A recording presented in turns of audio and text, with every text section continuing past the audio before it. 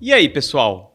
Meu nome é André Garcia Alves Cunha, eu sou um advogado, especialista em direito ambiental e direito da mineração há muitos anos, tendo uma ação prática voltada ao segmento minerário ambiental. Hoje, nós vamos tratar de um assunto muito interessante. Relembrando um pouco, nós já tratamos no nosso canal, no nosso podcast, acerca de oportunidades relacionadas à mineração, oportunidades relacionadas ao direito minerário. Tratamos acerca dos princípios que estão, de alguma forma, atrelados ou que envolvem o direito da mineração. Tratamos acerca da propriedade mineral. E hoje vamos tratar do fundamento constitucional do direito da mineração, certo? Lembrando, o nosso objetivo aqui é sempre propiciar uma discussão, um aprofundamento dos temas que, de alguma forma, estão ligados ao direito da mineração e, portanto, às atividades minerárias. Lembrando, quando a gente trata acerca de direito da mineração, nós não podemos jamais esquecer a parte técnica. Por isso que, na medida do possível, já que eu sou um jurista, eu trago algumas informações relacionadas à área da engenharia, à área da geologia, sem a pretensão de ser um expert no assunto. Porém, é muito importante que se saiba, que isso fique muito claro, a importância da multidisciplinariedade na área da mineração. E o direito minerário é um dos contributos que nós, de alguma forma, podemos aqui estar desenvolvendo em conjunto para que se melhor desenvolva essa atividade. Então, gente, hoje vamos falar acerca do fundamento constitucional da mineração. Qual é ou aonde se encontra o fundamento constitucional do direito minerário? No artigo 176 da Constituição Federal de 1988. A primeira coisa que pode vir à mente é o seguinte: qual é a importância da consagração da atividade minerária como uma matéria a ser disciplinada numa Constituição? No nosso caso, na Constituição Federal de 1988. Pois bem, sabe-se de forma geral que quando um determinado assunto está explícito na Constituição de um país, ele revela a vontade da sociedade em relação àquele assunto. Quando algo é constitucionalizado, por exemplo, o direito à vida, o direito à saúde, o direito ao meio ambiente ecologicamente equilibrado, quando se consagra determinado assunto na Constituição, significa o quê? Que a sociedade, de forma geral, considera aquele assunto um assunto de interesse nacional, um assunto que diz respeito não a determinadas pessoas individualmente consideradas, mas sim à coletividade. Quando então se constitucionaliza um determinado assunto, se revela a importância desse assunto. Então nós temos o artigo 176 da Constituição Federal, que está inserido no capítulo relacionado à ordem econômica do nosso país, à atividade minerária. Sabemos hoje que vivemos dias em que a Constituição Federal e os aplicadores da Constituição Federal de 1988, os operadores do direito, estão sendo colocados em xeque. Mas, conforme o meu entendimento, não se deve demonizar a Constituição Federal em decorrência de ela ser indevidamente aplicada ou não ser aplicada da forma adequada. Ela revela a lei máxima do nosso país. E, portanto, o que devemos lutar é por preservá-la e, com a modificação dos anseios sociais, atualizá-la de forma prudente. Eu, conforme o meu entendimento acerca das coisas, inclusive uma visão de mundo, não devemos simplesmente rasgar, jogar fora aquilo que os nossos antepassados demoraram séculos, décadas ou séculos para construírem. Se chegamos a uma Constituição Federal democrática, como nós temos, que é a de 1988, trata-se de bem aplicá-la, não de simplesmente torná-la letra morta. E o artigo 176 da Constituição Federal, que disciplina a atividade minerária, é um desses artigos que ainda está em busca da sua verdadeira efetivação no nosso meio social.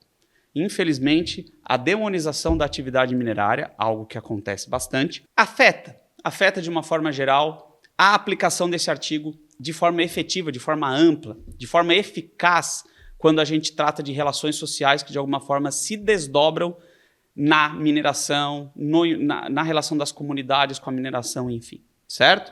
Então, pessoal, tendo em vista e absolutamente ciente dos desafios adstritos à aplicação do artigo 176 da Constituição Federal na vida prática das pessoas, vamos tratar desse artigo de forma pormenorizada e detalhada hoje. Lembrando, sempre, a partir dessas discussões, a partir desses debates, ganhe cada vez mais relevância o direito da mineração no país e, uma vez a sociedade compreendendo a relevância, isso possa, de alguma forma, chegar nos aplicadores de direito como um anseio de uma sociedade que busca a devida aplicação da norma.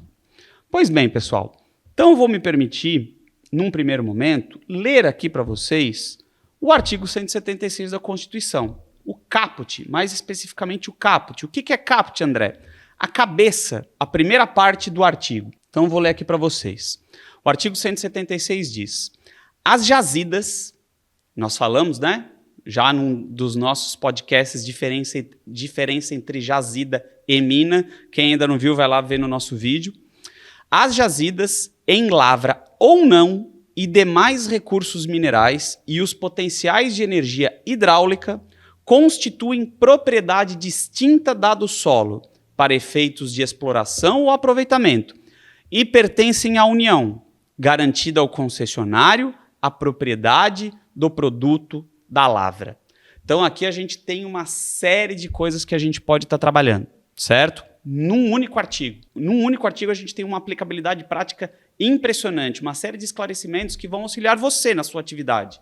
Não importa se você é um jurista, se você é um técnico, se você é um executivo da área de mineração, são vários os conceitos aqui, a partir da leitura desse artigo, que são essenciais como conceitos a serem dominados por aqueles que, de alguma forma, lidam com a mineração no nosso país. Primeiro, né, que a gente pode extrair aqui da leitura deste artigo, do caput deste artigo. O domínio entre os recursos minerais e o solo, não entre solo e subsolo. Existe hoje, ainda existe, uma visão muito equivocada acerca da propriedade dos bens minerários. Nós já falamos isso no nosso outro podcast, mas na nossa outra gravação, porém vamos repetir agora novamente, certo? Vamos repetir novamente. Existem minérios que afloram na superfície. Então não se trata de diferenciação do solo e do subsolo, e sim do solo, da propriedade, da nua propriedade, daquilo ali que a gente vê nos registros de imóveis, né? Das transcrições, das matrículas,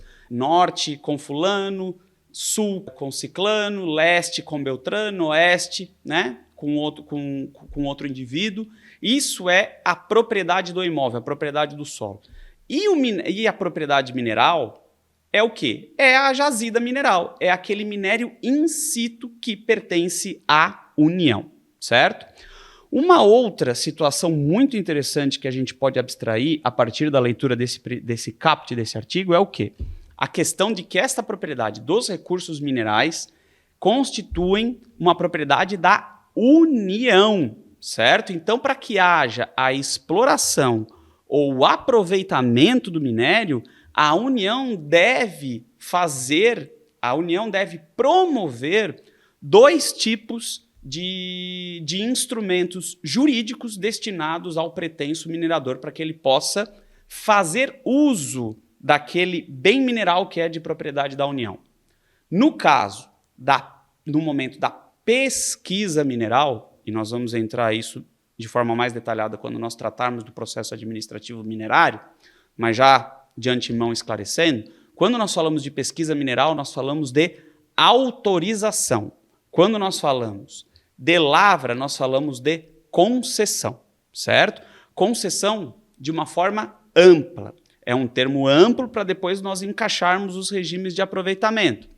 Aqueles que conhecem do assunto entendem o que eu estou dizendo. Uma concessão de lavra pode se desmembrar em 4 tipos, na verdade, de extração propriamente dita. Por quê? Porque os regimes de aproveitamento dos bens minerais são autorização de lavra para determinados tipos de substâncias minerais, licenciamento para a realização de lavra, que também tem um emprego diferenciado dos minérios, concessão de lavra e permissão de lavra garimpeira. Então, no termo concessão, nós podemos subdividir em 4 sub-regimes de aproveitamento. E a autorização, sim. A autorização aí a gente só fala de pesquisa. Ô André, mas tu falou também autorização para concessão de lavra. Calma, Nós vamos esclarecer isso melhor. Existe a autorização de pesquisa, é uma coisa, e existe o regime de autorização de lavra, que é outra coisa completamente diferente. Mas nós estamos falando agora aqui do artigo 176 caput da Constituição. Mais adiante nós vamos entrar de forma mais detalhada desses outros tipos de questão. Outra coisa extremamente importante que nós podemos compreender a partir da leitura do caput do artigo 176 da Constituição é justamente essa questão que eu disse para vocês. A propriedade, que eu já disse para vocês em outros episódios, perdão. A propriedade do minério in situ é da União, mas ao concessionário é garantido a propriedade do produto da lavra. Ou seja, a União, né, em grande parte dos regimes de aproveitamento